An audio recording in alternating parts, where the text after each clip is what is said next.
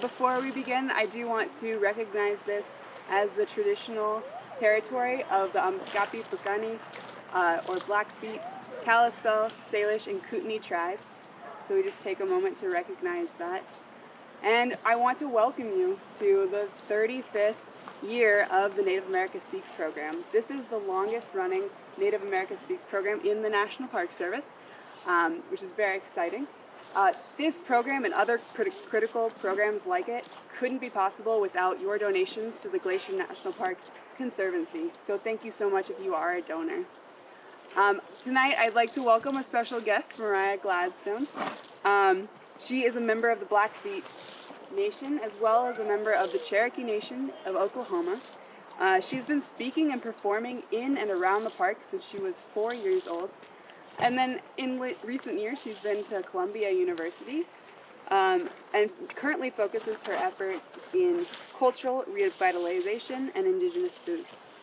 She's been recognized as one of the top 25 under 25 leaders in Indian country and as a champion for change through Aspen Institute. So without further ado, can we please welcome Mariah Gladstone.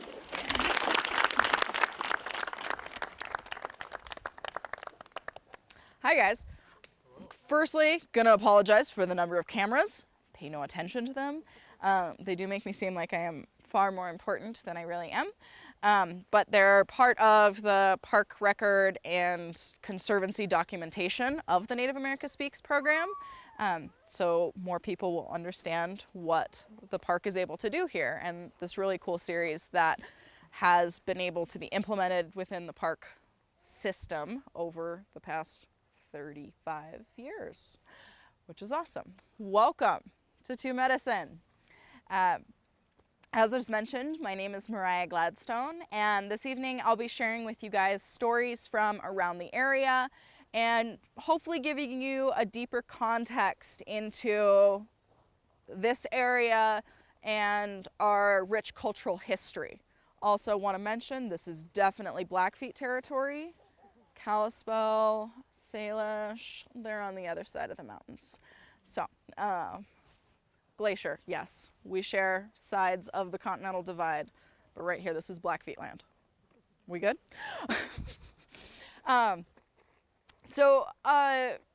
With our park stories, what I'll be sharing with you are stories that Blackfeet people have told for the better part of 14,000 years. We have archaeological evidence that puts us here in this landscape since that period of time, and also traces our stories to this landscape. We're one of the very few tribes that's lucky enough to be on our traditional homeland. A lot of other tribes were relocated or consolidated, put on reserves with other tribes, and their stories are stories of relocation and removal and can be traced back to other locations. For the Blackfeet, our history is here, and we are lucky. If you guys are around this weekend, it's Indian Days, lots of stuff happening down in Browning, so if you make it down to Browning, definitely go check out our celebration and dancing and ultra red competition happening down in Browning, capital. But for tonight, these stories will encompass heroes and tricksters and some of our history that has led us to this point. So I'm gonna start us off with a hero story. So we were talking about bears before, and this incorporates a bear into the story, but it also requires kind of a climatological understanding of this place in the wintertime. So as you can guys probably imagine, this place gets piled up with snow in the winter. But we also have very strong winds that come over the mountains. So from the west, these great winds will blow, often 100 miles an hour. We've clocked it above that in many areas around the park. And temperatures can get very, very cold And as snow piles up, drifts pile up, things would be uninhabitable except for a phenomenon known as the Chinook wind. Has anyone heard of the Chinook before? Okay. The Chinook wind is a warm, dry, westerly wind that comes over and will rapidly raise the temperature up.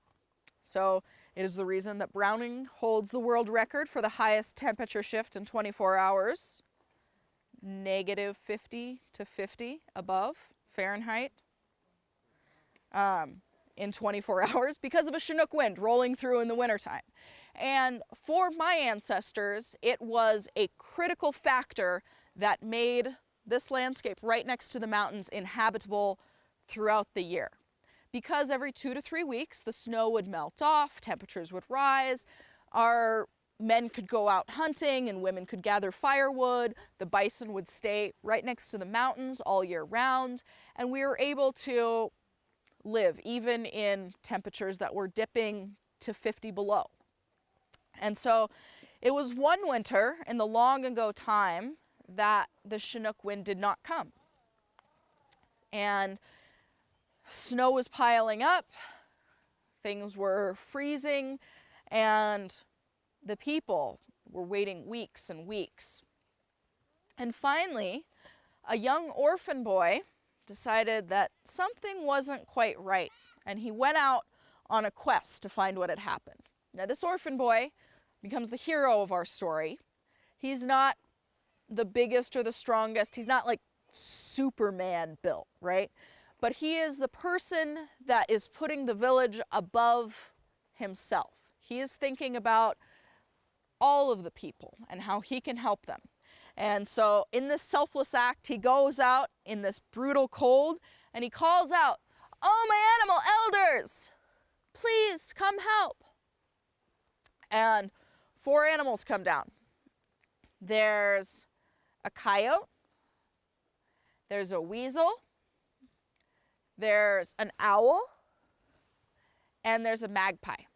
You guys know what magpies are? Black and white birds, and they talk a lot. They're gossips. It's a theme. And he calls out, and these 4 animals come down and gather around him, and they start talking to say, "What's up?" And this boy says, "Clearly something's not right with this weather. Do you know where the Chinook wind has gone?" And I kind of look around, and this magpie says, "Well, my cousin's wife's brother said that a big grizzly bear has taken the Chinook wind and has stole it and put it high up in the mountains in his lodge. And he's just sleeping with that warm Chinook wind." I'm going to have you guys make some signs. Okay, this is American Indian Sign Language, or Plains Indian Sign Language, and was used between different tribes that verbally spoke different languages to communicate using one set of signs. So imagine if you could learn one sign language and go and backpack all over Europe using just one set of signs. It was very efficient, not only for trading, but also maybe for intertribal dating, right? So this is one set of signs, but this is what happened. The bear, hands up. Can you growl? There we go.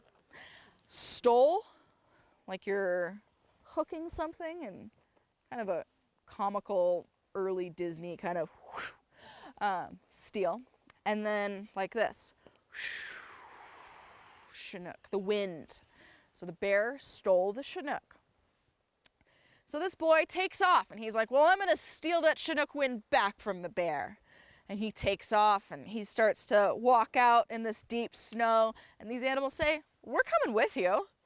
We want to help too. This no Chinook thing is not good for us either." So the 5 of them kind of take off on this ragtag adventure team. Not Avenger, but adventure team. So they take off and they start heading to the mountains, and they're climbing up to where they hear the bear's den is. And they get up, they see this big cave in the mountains, and they go, "I think this is where the bear is." They said, "Owl, you can see best in the dark. You want to check it out?" And Owl pokes his head in there, and the bear had taken a stick and popped the owl in the eyes, left the owl with circles around his eyes. Owl comes out of there and he said, well, the bear's in there and he definitely has that bag and he doesn't want us messing with it. All right, these friends sit down and they're thinking, we have the Chinook, we just got to get it out, but there's a big bear standing between us and a nice winter. So they're thinking, and of course, even together, they're not going to be able to take on a grizzly bear. And so this boy says, oh, I have this medicine pouch. There's some plants in here. And if you burn them and you smell the smoke, it'll make you sleepy. And all right, and so they put together what they can and they build this little fire and they start putting these little plants on there. It starts making really, really smoky. You guys ever put like wet plants on something and just smokes everything? And they start blowing all of this smoke into the bear's lodge. And they're like, all right, I hope it worked. Weasel, can you go in and see if you can grab it? You're slippery. And this weasel creeps in, he finds this elkskin bag. Of course, the bear is sound asleep. And he pulls it out into the light of day. And quickly they start picking out the stitches of this elkskin bag. And as soon as they get it open a little bit, the wind comes out. And it starts blowing down this valley. And you know when wind starts howling? It starts blowing down this valley and just warming things up. The whole valley is filled with this wind. And of course the bear hears this howling and comes out, wakes up, and gives a big growl. Can everyone make this sign? This is the sign for angry. You can growl when you do it. It may be very helpful for you as you are traveling through glacier and perhaps lands beyond. If you get frustrated with your traveling companions, maybe that's a good start to a conversation. Just to signal a little bit without snapping at someone, right? This bear wakes up with a start and comes barreling out of his lodge and tries chasing this wind down this valley. And if you've ever tried chasing the wind, it is difficult, if not impossible. So of course the bear runs out, and as snow starts melting away, and he cries in frustration. But of course our friends, now heroes, these ragtag bunch of five, break up, say their goodbyes to each other, and they go their separate ways. But they have a much easier time going back now that the snow has begun to melt from the valley. Plus it's downhill and they can belly slide the whole way. And now these men are able to go out and hunt. These women are able to gather firewood. People are able to be fed once again. And of course now bears don't stay awake and steal the wind. They sleep all winter long. Sorry, trying to not inhale mosquitoes when I'm talking. Apparently mosquitoes are attracted to carbon dioxide, so the number one way to get rid of them is stop breathing. It's difficult. So it's a classic example of a Blackfeet hero story. Of course, it's not about the biggest or the strongest, but the person that puts the community ahead of themselves. I'll tell another story. This one hopefully gives you guys a little sense of place. Who's been over to St. Mary yet? Been that way? You came over. Did you drive over Highway 49, Looking Glass? Okay, so you went kind of up over some windy mountains. If you're in a large RV, you may have been frustrated with your GPS. I used to work at the KOA over on the other side, and I'd always get people that are like, why is that road so terrible? I'm like, there's another way that's flatter, but we won't get into it. So if you come over from St. Mary is in the St. Mary River drainage that eventually will go into the Hudson's Bay. Here, we're in the Milk River drainage. It'll eventually go into the Missouri River, into the Mississippi, and down to the Gulf of Mexico. If you're in Kalispell, that water is going to the Pacific. Okay, so we have a continental or a triple divide in glacier, which is a cool geological phenomenon. Some of you may not care, but for the purposes of this story, as you dropped down that ridge coming from St. Mary, that first hill through that burn area, and you came down into the Milk River area, and came down into there, and then you went up and over another ridge. You got to Cut Bank area. So that's the Cut Bank drainage. There's a little more undeveloped part of the park in there on a dirt road. And then, of course, you come up over another ridge, and you're in the Two Medicine area, right? Getting a hang as we're going south over the winding rivers. So, of course, as you probably drove through that, you saw lots and lots of willows and wetlands. And maybe you were lucky enough to see a beaver. So this is a story about a beaver clan that lived originally in the Cut Bank River drainage. And White Fur was the chief of this beaver clan. So you know beavers, they build dams and they'll build lodges in the middle of the ponds that they create.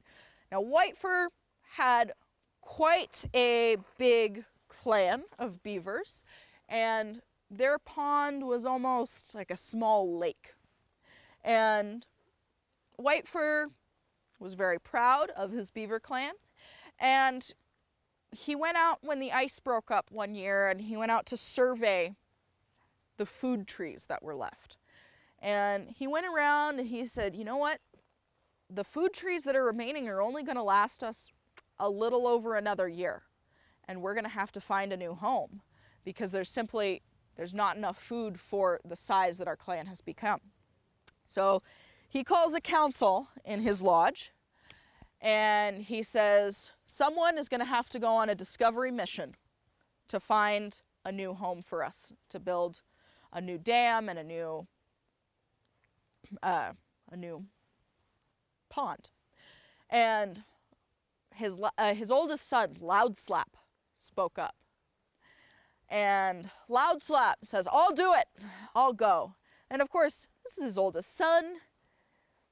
White Fur honestly considers him to be one of the smartest beavers at dam making, one of the wisest beavers in the clan, and he doesn't really want to send his oldest son because this is a dangerous mission. But of course it'd be kind of embarrassing if he was like, no, stay home. So he goes, okay, you can go on this discovery mission.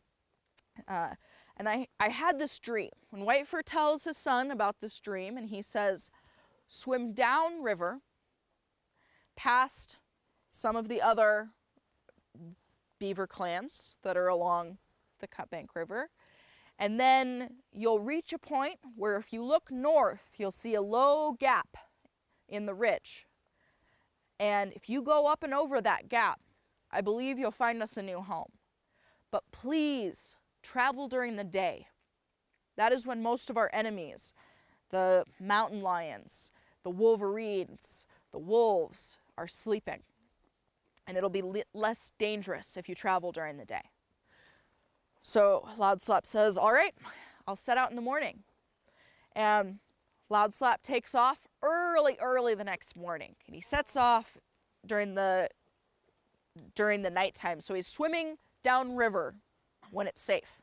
And he goes past all of these other beaver lodges that are built down on the Cut Bank River, and he tells all of them, they say, where are you going? And he says, I'm going on a discovery mission to find a new home. And they said, okay, good luck. And he takes off, and he reaches this place, and he kind of sees in the early morning light where this gap is. And he says, all right, let's do this. He takes a little nap, and he sets off. Of course, you guys were out in the sun today during the summer. It can get pretty hot. And for beavers, maybe you guys have seen beavers, they're not really great at walking on dry land. They kind of waddle. And so Loud Slap was trying to climb this ridge, and he's kind of waddling up this ridge, and he's getting hot, and he's trying to go uphill, but it's slow going. And he goes, I think I can. No, wait, that's Thomas the Tank Engine, right? He says, I won't give up. And he's climbing up there, and it's getting hot. And finally, he gets to the top, and he sees all these willows down below, and he goes, there's water down there, I know it. But as he's going down, he can kind of belly slide down, and he cruises right into this nice little cold stream. He says, this is good. This will lead to where I think we can find a new home. And he follows it downriver to where it joins up with a bigger river. This is, of course, what we know as the Milk River. And he swims around, he finds this nice big curve and a nice place where they could build a dam. And he goes, this will be the perfect spot to build a new home. There's plenty of food trees all around, lots of aspens and willows. And he goes, we can make a good life here. He didn't see any other beavers the whole time in this other river drainage, but that's fine. No one else to share food trees with, right? And he sleeps that night. He finds some driftwood that had piled up, and he sleeps inside it where it's nice and safe. And the next morning, he takes off and sets up, climbing back over this gap, back down. But as he's going down, he's so focused on trying to find the trail and stay, think about the water that's coming. And he freezes, catches something on the wind. And he's in this little patch of shrubs, and he freezes, and he hears, and he looks around, and he sees a wolverine just sniffing its way out. And he's thinking, this is the end. I'm gonna die. And he freezes here, and he's just crying silently. And this wolverine's coming, and the wind is blowing in a certain way, and he goes, if the wolverine passes to the south, then I'll be okay. But if the wolverine passes to the north, he's gonna smell me, and it'll be the end. And he's thinking, he's like, what will it be like to die being eaten? And he's just crying, and this wolverine is coming closer. And can't even see the wolverine. It's just tucked away in this little group of shrubs, and hears it, and it passes to the south, and not too close, so he doesn't even catch his scent, and that wolverine moves on.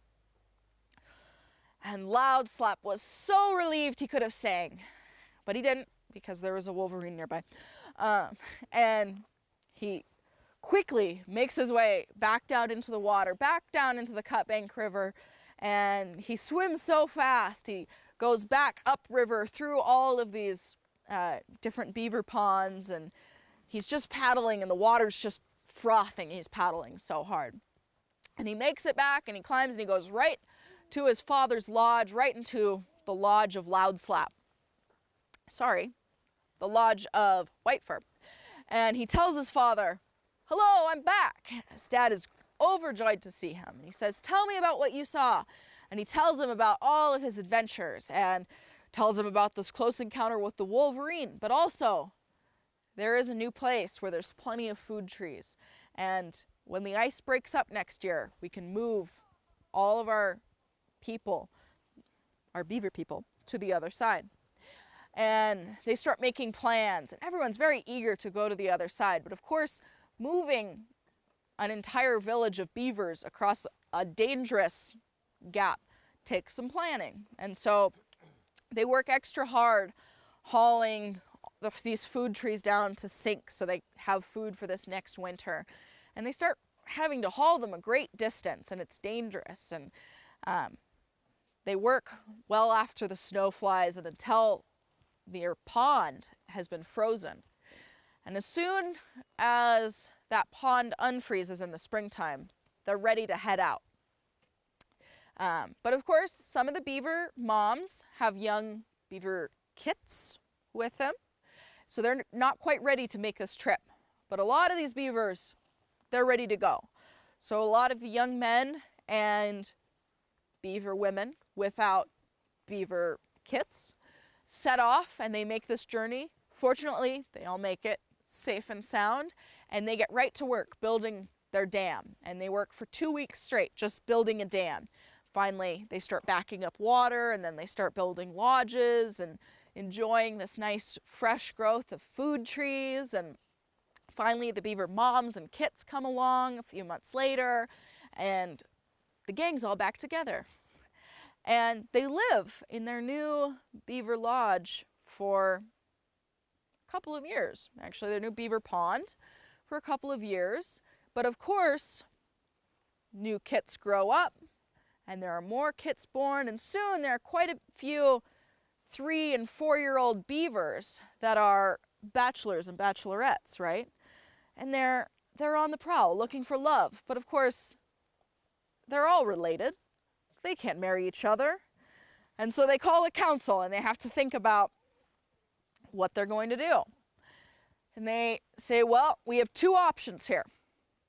We can either go farther downriver and see if there's any beavers farther back along this route, on this river, the Milk River, or we can go back over the gap to where we know there are beavers and see if they would like to marry our young bachelors and send their bachelors over to take beaver wives here.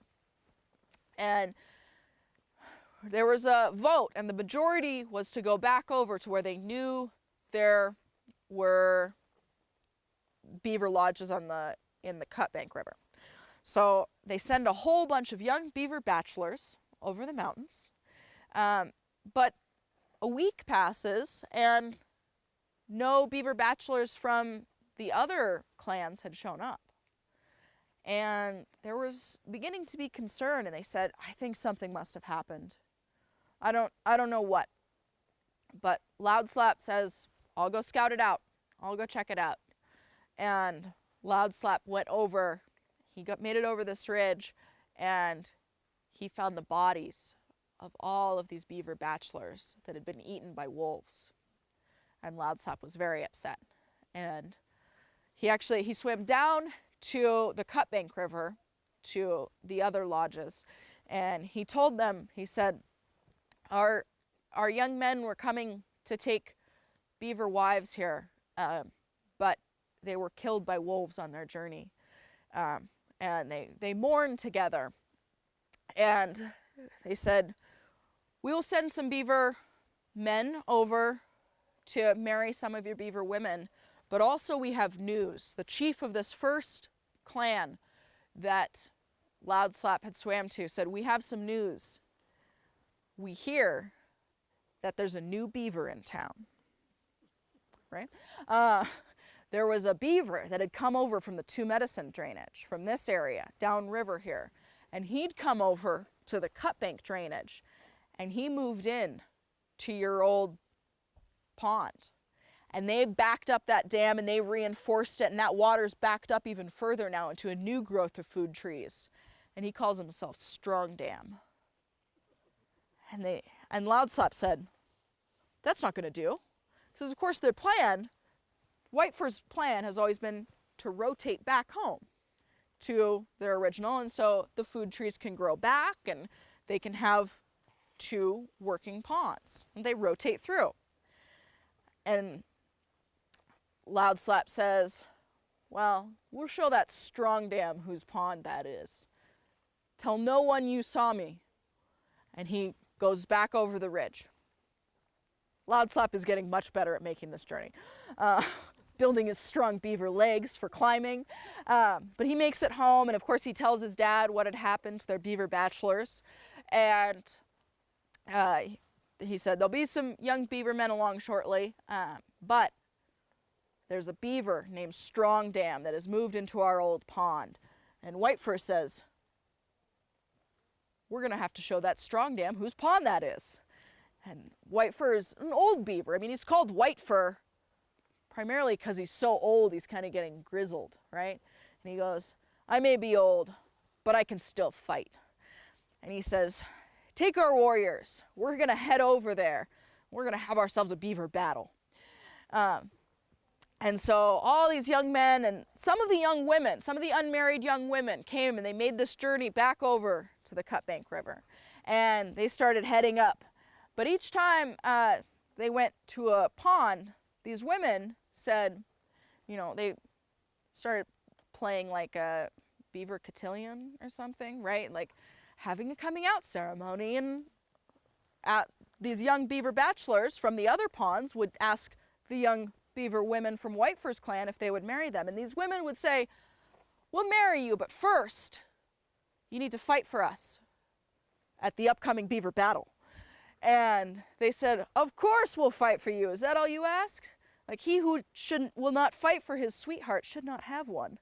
And Whitefur said, "That gives me an idea." And each time as they went further upriver towards their original lodge, they would make agreements. And these young beaver bachelors, now betrothed beaver bachelors, betrothed beaver men, would agree to fight. And they came up with this brigade, flotilla. What do you call a group of battle beavers?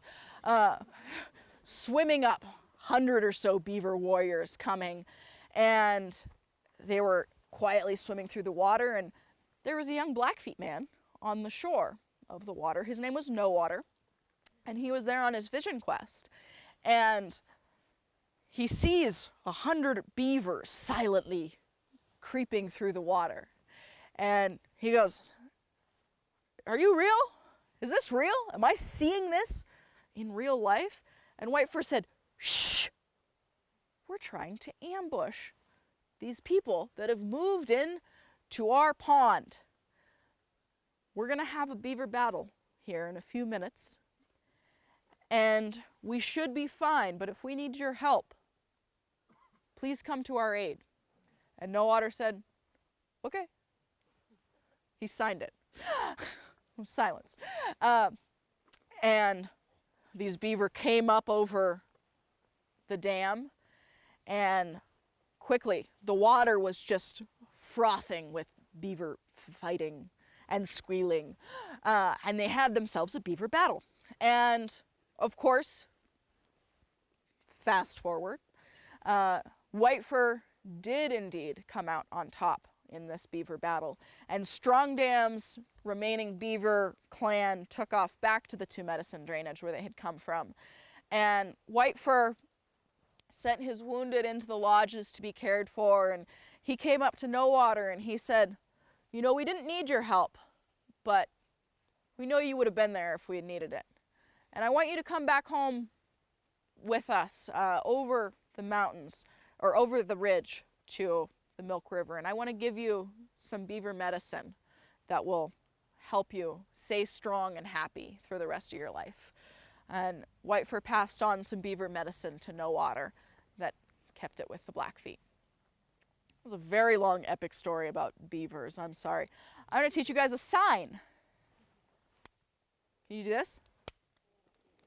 It's a sign for beaver. I was doing a kids program one time, and I did this. And I had not just told a story where I said beaver 200 times. So I asked them to guess what the sign was. And one of them goes, "Mosquito!" Makes sense too. Yeah, it's kind of fun. You get to make slapping noises. Of course, this is the sign for owl. You guys want to guess what this sign is? An eagle. Yeah. Pita. Eagle. So, what am I looking at for time? Because I just realized I told a very long story. 5 minutes? Okay. So I'm going to wrap up with a trickster story. Our trickster in Blackfeet mythology is Napi. So Napi, can you guys say Napi? So Napi is an interesting character. Like tricksters in many different cultural mythologies, Napi is complex. Napi is kind of a man who helped the creator make the world and then kind of got himself into trouble roaming free on it. So, of course, Napi has some selfish qualities. Of the 7 deadly sins, Napi is guilty of 8 of them. We'll put it that way. But Napi also has some shape-shifting abilities, and he is helpful in many ways to creating the world as we know it. So in this story, Napi came across a very handsome man who had these extraordinarily decorated leggings. and they were decorated in reds and oranges and yellows, and these leggings had a power. This man, Napi of course was watching this happen, this man would run forward and a fire would start out in front of him. And this man could manipulate the fire to burn out a section of forest, and the animals from that section of forest would come running forward.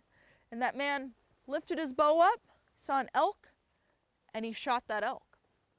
And Napi, who is of course always looking for the easiest way to get a meal, saw this and kind of approached the man, strolled up while this man was going down to his new elk, and he said, "Oh, wow, what a beautiful elk." And this man said, "Oh, Napi, I see you there." Napi, he's pretty famous, obviously. So of course Napi, this guy knows my name. That's good, good, as he should. And he comes down and he said, "You know, Napi, I have this elk. Will you stay and eat some of this elk with me? I could also use some help cleaning it up and cleaning the hide and hanging some of this meat out." And Napi said, "Sure, thank you so much." And they sat down and they had themselves a meal, and it was getting dark at that point. And Napi was kind of hanging out a little longer. This man said, "You know, it's late. You can stay in my lodge." And Napi said, "Thank you so much." And so they set up, and this man went to sleep, and he had hung his leggings over the teepee liner. And Napi saw this, and this is my chance. This is the perfect opportunity. And he sneaks over while this man is sleeping, and he grabs the leggings and he takes out of the door and runs a couple hours. He runs away and makes sure he has some good distance between him and this man. And he goes down to sleep, curls up with these leggings, and he wakes up. Things are bright, sun's up in his eyes, and he's back inside this guy's teepee. He's a little confused, a little uncomfortable, but of course he doesn't want to pretend, he doesn't want to acknowledge he just stole these leggings. So he says, "Oh, hello, good morning." And he said, "Napi, why do you have my leggings?" And Napi said, "Well, I heard footsteps outside last night, and I was worried that someone was going to steal your leggings, so I was protecting them." And this man said, "Oh, thank you for that. I'm going to make this much faster and say for 2 more nights this happened." Napi hung out. He helped this guy with some little tasks. Of course, Napi was being put to work. Didn't quite realize how much work he'd have to put in order to get this free meal and try to take these leggings, but he wanted them because he wanted to be able to shoot fire out of his legs too. On the 3rd morning, when Napi woke up, of course he'd ran as far as he could away, went to sleep just before he could see the light, and this man woke him up and said, "Napi," of course he's back in his lodge, "Napi, it seems like you would really like these leggings. Why don't I just give them to you as a gift?" And Napi said, "Oh, really? Thank you." And this man said, "But you can only use these leggings 3 times in a day. No more." By this time, these two are out by St. Mary Lake. You guys know that area, obviously by St. Mary. And on the banks, they're called the Lakes Within to the Blackfeet, Lower St. Mary and Upper St. Mary. So they're down close to these lakes. And Napi takes these leggings, and now he doesn't have to hang out here and help this guy with tasks anymore. So he thanks him and goes on his way. And of course, Napi tests these leggings out, and he's like, "That's pretty cool." Found it pretty easy to manipulate this fire, and he starts going out and remembers he didn't pack any food from this guy. So he burns a little patch, and a little rabbit comes out. So he gets this little rabbit and cooks up some rabbit and just leaves the rest of the rabbit there. It's not good form, if you don't know. Hunter ethics, guys. Of course, he takes off a little bit later, and he runs around. He gets a prairie chicken this time from burning the forest. A little prairie chicken comes out and he kills this prairie chicken, has himself a nice fat prairie chicken lunch. And later that night, he's like, oh, I really want some juicy game. That's what I really want. He said, I've used these leggings, but the first time was really more of a test. And I'll only use them 2 times tomorrow. All right. Leave them 4 times today, 2 times tomorrow. That'll work. Be fine. So he takes off and he's going to go get himself some whatever's in the woods, I guess. Deer, elk, something. So he takes off, and instead of setting a fire in front of him, the leggings themselves burst into fire. Napi bursts into fire. He's, oh, ow, ow. And he's on fire, and he turns, and he runs, of course, to the lake, because it's right there. And as he runs into the water, of course, these leggings, which had been on fire, these beautiful buckskin with quill work, just turn into burnt shards all around him. So Napi's standing, he's like half naked in the water now. He's cold, he's pretty hungry at this point, and he's kind of sleep deprived from staying up every night and trying to steal these guys' leggings. So he's very upset at this point, and he, of course, he's coming out of the water just dripping wet, and he sees this man standing on the shore of this lake. And Napi's really tired of this guy now. Because of course he's angry and he's hangry and taking things out on the guy. And this man comes up and he said, Napi, I told you not to use those leggings more than 3 times. And Napi's grumbling. He goes, here's what I want to know. How come every time I try to take these leggings from you, you were always right there and I always woke up back in your lodge? Right? He's getting very upset at this point. And this man said, you know, Napi, you never even asked my name. Because I'm not just a man. I am Natosi. I am the sun. And no matter how far you travel, no matter how far you go, you are always in the sun's lodge. And I'll leave you guys with that. I'll stick around for a little while if you guys have questions. I will be here, hopefully without microphones. No. Thanks, guys. Enjoy the rest of your stay in Glacier, and I hope you make it down to Browning to check out Indian Days.